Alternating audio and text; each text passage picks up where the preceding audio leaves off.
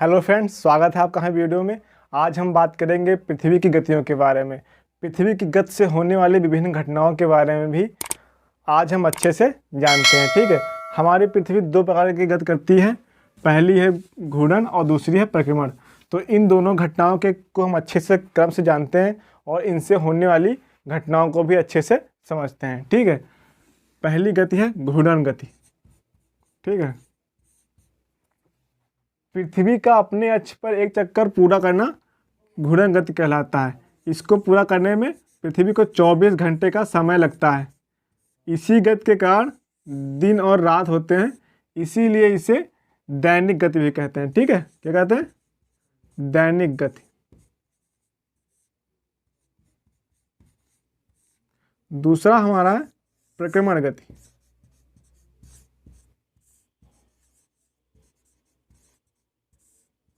जब हमारी पृथ्वी सूर्य के चारों तरफ अपने दीर्घाकार पथ पर गति करती है, उसी को हम लोग परिक्रमण गति कहते हैं। ठीक है,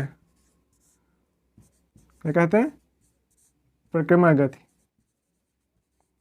इस गति को पूरा करने में पृथ्वी को 365 दिन और 6 घंटे का समय लगता है। इसी 6 घंटे को जोड़कर 4 वर्ष बाद एक दिन बनता है, जिसे लीप वर्ष कहते हैं। ठीक है, क्या कहते हैं? लीप वर्ष कहते हैं। अब हम जानते हैं कि इन गतियों के कारण कौन सी घटनाएं घटती हैं। तो पहला है ऋतु परिवर्तन। एग्जाम में पूछता है कि ऋतु परिवर्तन में कौन सी गति सहायक है, तो आप बताएंगे परिक्रमण गति। कौन सी गति? परिक्रमण गति। ऋतु परिवर्तन। ऋतु परिवर्तन में दो घटनाएं शामिल हैं। पहला तो है परिक्रमण गति और दूसरा है पृथ्वी का झुकाव। पृथ्वी अपने अक्ष पर 23.5 डिग्री झुकी हुई है। ठीक है, अब हम जानते हैं कि पृथ्वी सूर्य के सबसे नज़दीक कब और सबसे दूर कब होती है। ठीक है, और इन घटनाओं को हम क्या क्या कहते हैं। ठीक है ना, ये सूर्य,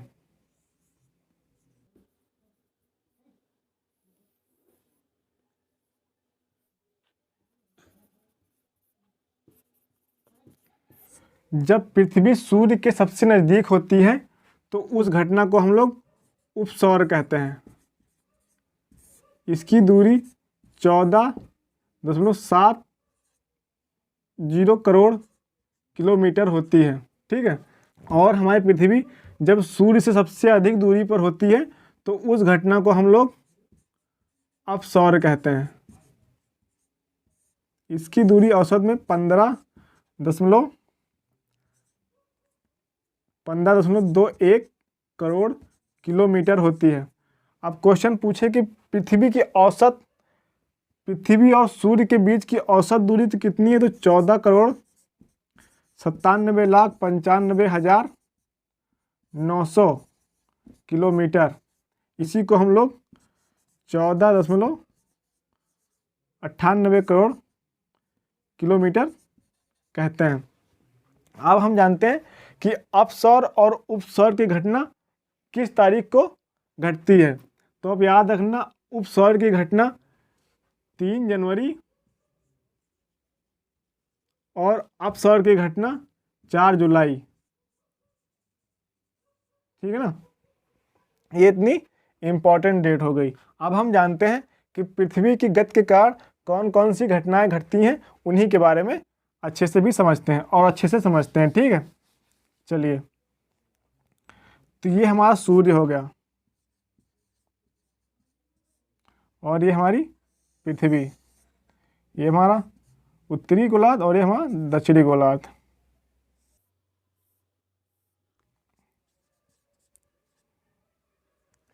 अब एग्जाम में क्वेश्चन पूछता है कि पृथ्वी पर दिन और रात कब बराबर होते हैं। ठीक है, और उस घटना को हम लोग क्या कहते हैं? जब सूर्य का प्रकाश पृथ्वी के सीधे विषुवत रेखा पर पड़ता है तो उस घटना को हम विषु कहते हैं। ठीक है, घटना 21 मार्च और 23 सितंबर, इससे हम लोग बसंत विषु कहते हैं और इसे शरद विषु। ठीक है। अगला, जब सूर्य का प्रकाश हमारी कर्क रेखा पर पड़ता है तो उसे क्या कहते हैं? उसे हम लोग कर्क संक्रांति कहते हैं। क्या कहते हैं? कर्क संक्रांति। यह घटना 21 जून को होती है। इस तारीख में उत्तरी गोलार्ध में सबसे बड़ा दिन और सबसे छोटी रात होती है। ठीक है। दूसरा, जब सूर्य का प्रकाश सीधे मकर रेखा पर पड़ता है उससे हम लोग मकर संक्रांति कहते हैं। क्या कहते हैं? मकर संक्रांति। ठीक है। यह घटना 22 दिसंबर को होती है। इस दिन दक्षिणी गोलार्ध में सबसे बड़ा दिन और सबसे छोटी रात होती है। और इसके विपरीत क्वेश्चन पूछता है कि दक्षिणी गोलार्ध में सबसे बड़ी रात किस दिन होती है? तो जिस दिन उत्तरी गोलार्ध में सबसे बड़ा दिन होगा उसी दिन दक्षिणी गोलार्ध में सबसे बड़ी रात होगी। ठीक है।